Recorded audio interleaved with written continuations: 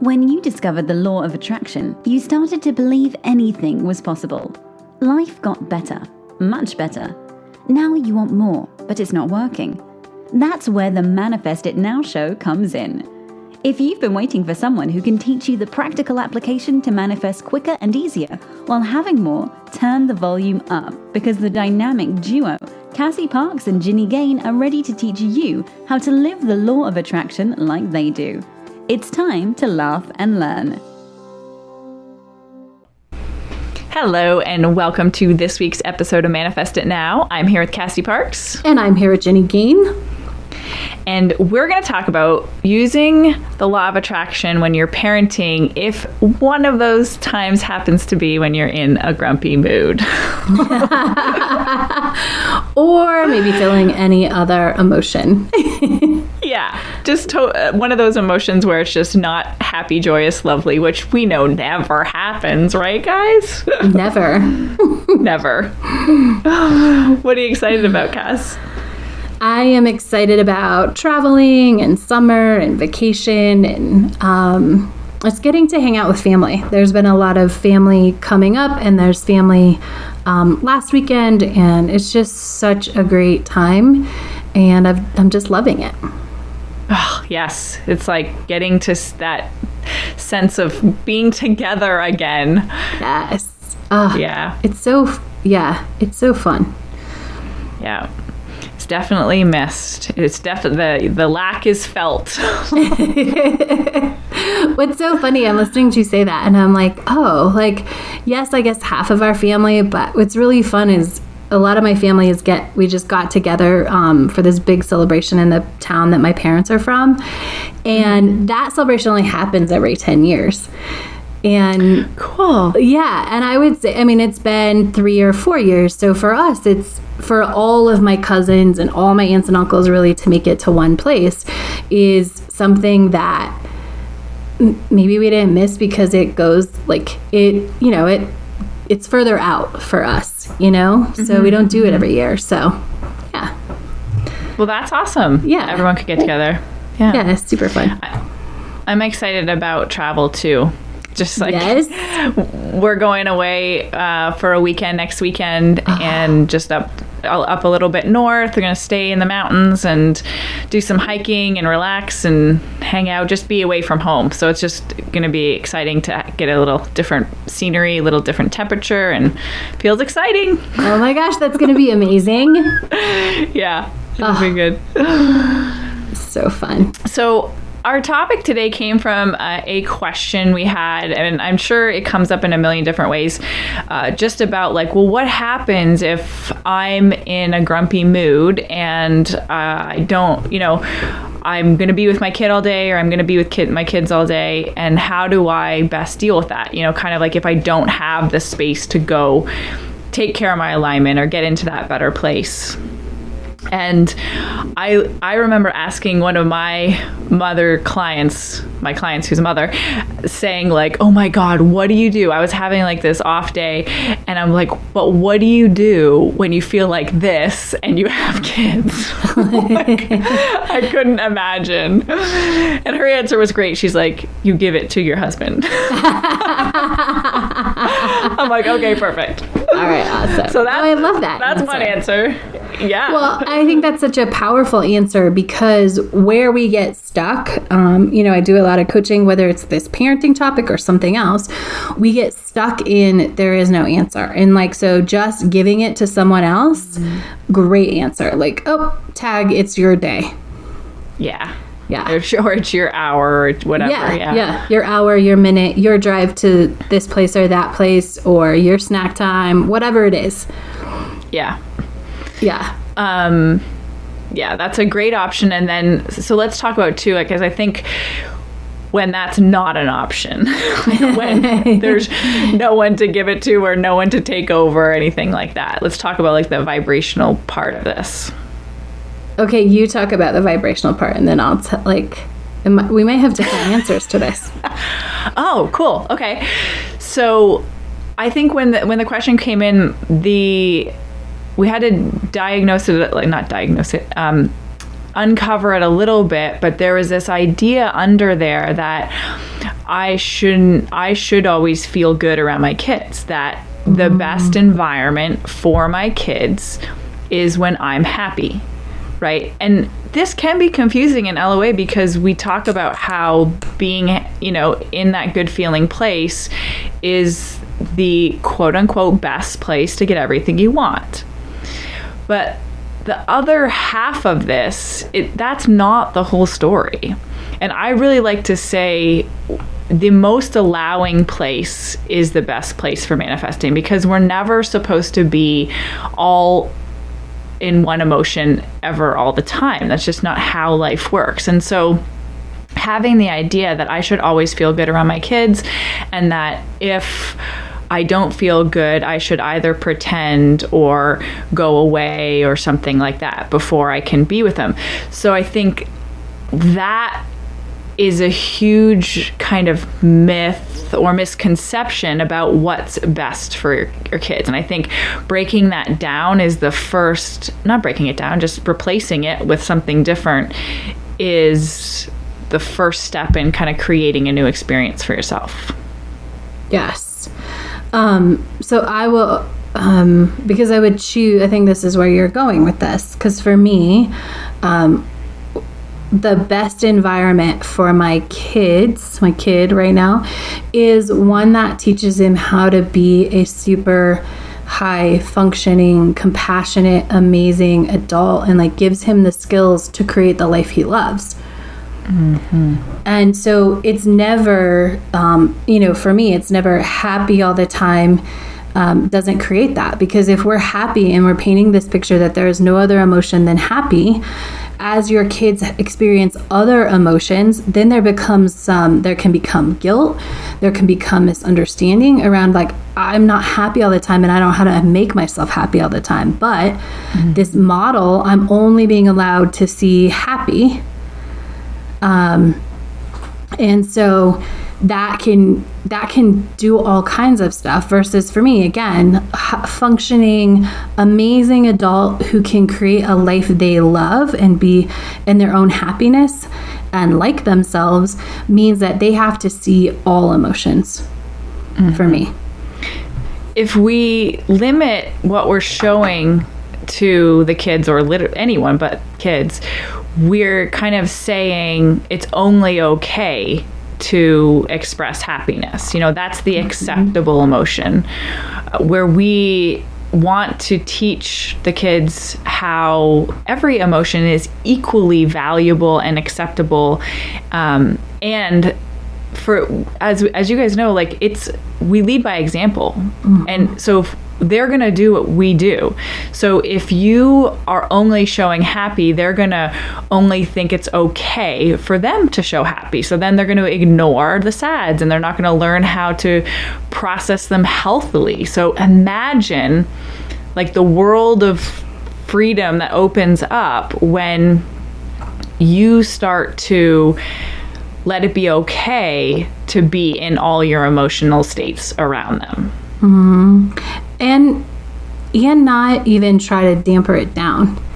I will never forget this moment. I can't tell you what it was about, but there was just a lot of sadness. I think it was just a lot of things. And This was a couple years ago, and I just I just let it go. And I was just that like ugly cry, all of that. And he saw it. And 2 days later, he let himself have that same emotional experience. You could tell it wasn't, and he has a lot on his plate, right? He has 2 different homes. Things are different in different places. I think this was pre-COVID, so it wasn't any of that. But there's just adjustments, right? That there was a lot that he has to feel, as with all humans, no matter what they're going through. And you could see him let go in the same way, in a way that I had never seen him. I wouldn't have said he was holding back before, but he definitely let go. And for me, that was I know it intellectually, but it was like, oh yeah, he's learning everything about how to feel and what to take on from the world from us. Mm-hmm. I think these are the kind of skills that we don't learn in school. That is what we're learning now as adults. And imagine learning them as we're, growing up, and we're so in that very open state, impressionable state. Like, being able to teach your kids the skills, because as you know, it is a skill to learn to process your emotion and to give it space and to acknowledge it and to let it be. And then, it does most of the work in terms of moving through you, but we big time got to acknowledge and give it space to be. And so kids can do that. Like, they are so in tune. Yes, they don't totally know how to process them, but they know they're there. They have guidance as well. Absolutely. And they can learn to fully feel at this age, which is one of the reasons for me, like you just said, like, we're learning as adults. That is a lot of what I do, is teach and hold that space. And so for me, I'm like, we are taking care of this now, where you can move through it and you can learn this so you don't have to sort of unlearn it and relearn it later. Yeah. And I think too, one of my favorite ideas around this, of course, is you're there to help them learn this versus protecting them for however many 15, 17, 20 years and not showing emotion, and then they go out into the world and they're like, wait, there's all these unhappy people or there's all these different emotions, like something's not right. And then so you get to experience this with them in this safe environment as they're learning and growing and getting to process and learn all these new things with you. Yes.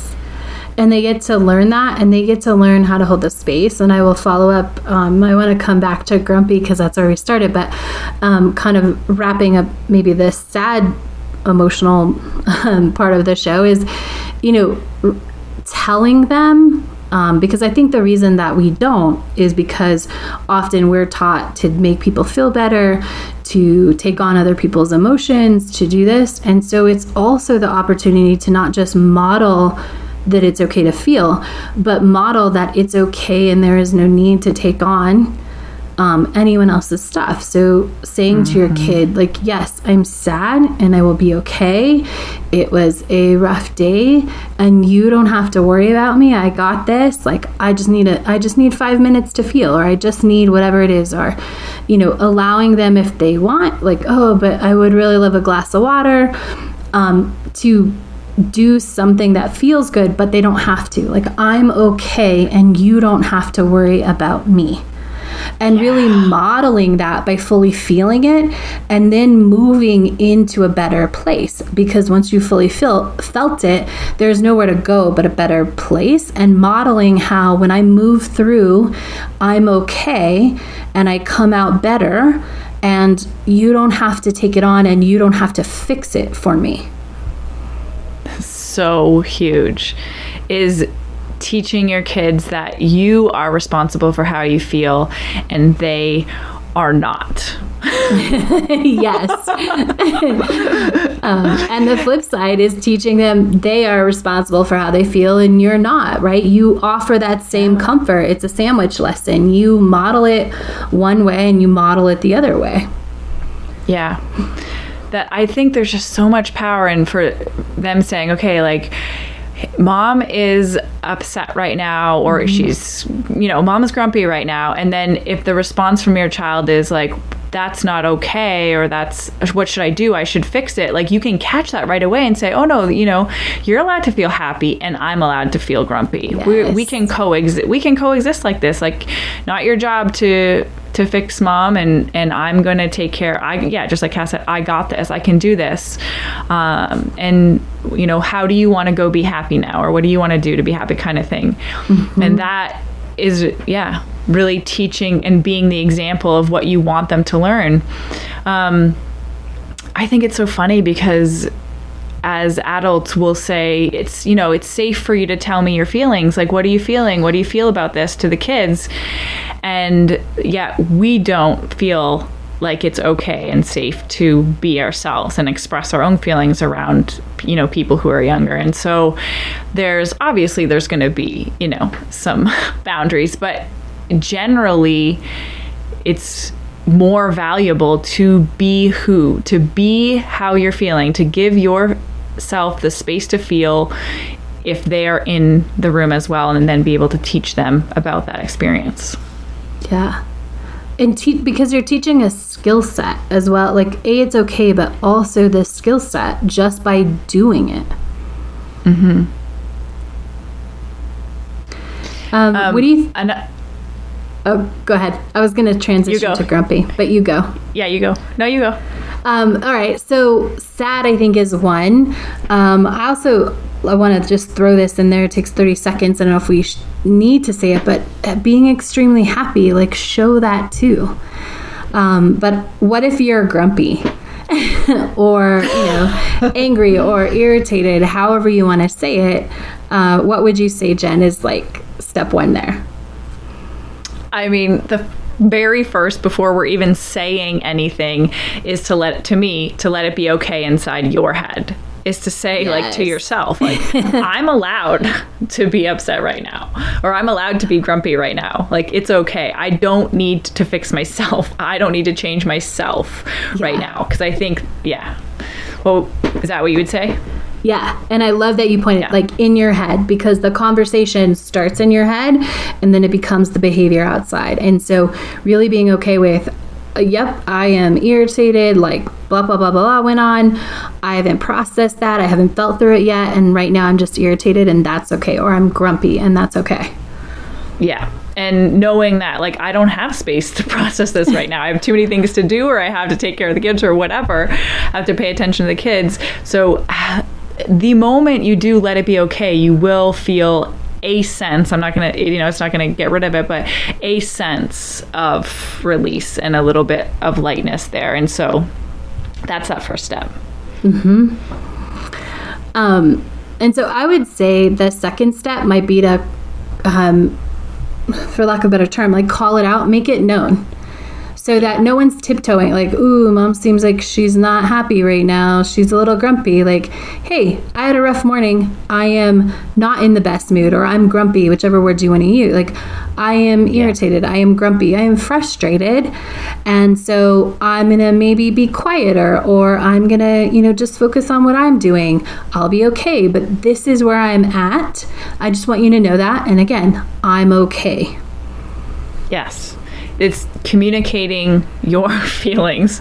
And this is, I think, as adults, we need to learn this just as much as when we're with our kids. Like, this was a game changer in Lisa's and I's relationship in terms of just letting the other person know where we're at, so we don't have to guess, right? You're not assuming anything. And as soon as you do that, there's some element of vulnerability. Like, when you just comment and you say, hey, this is where I am, again, it's like that another level of, like, release and owning it and it being okay. And so I just think this is amazing for you to be able to say that to your kids. Hey, mom's having an off morning. It's okay, but just so you know. And then you're giving them the choice. You're teaching them that it's okay to be where you are. Mm-hmm. Yeah. What would you say is the next step? Or do you want me to go with my next step? Yeah, you go. Then I think being really clear about what you're going to do to take care of yourself. And it's okay to have boundaries in this time. So if normally it's like fun kid music and that is really not what you need in the moment, it's okay to say, look, I know we're driving home. I need 15 minutes of quiet, so we're not going to have the radio on. Mm-hmm. Or, something else. I'm going to go in my room for 5 minutes and breathe. Yeah. Really, and being open, because I think sometimes there isn't time, and also sometimes we make up that there isn't time. Yeah. Because no, I love that as a step. Emotions, like we talk about this all the time in the show, they move really fast when you open the space for them. But when you're constantly pushing against and telling that story, I don't have time, versus, okay, when can I get 5 minutes to feel into this and move some of that emotion and energy through, you're going to see when you do have 5 minutes instead of continually feeling like, oh, I don't have the space to feel and take care of myself. Mm-hmm. And if it isn't an option to get away from the kids, like invite them into your process by saying like, this is what I need. And so, okay, do you want to do some deep breaths together? Or do you want to listen to this music together? Or something like that, where they get to be a part of you processing that. Yes. And you're still taking care of yourself.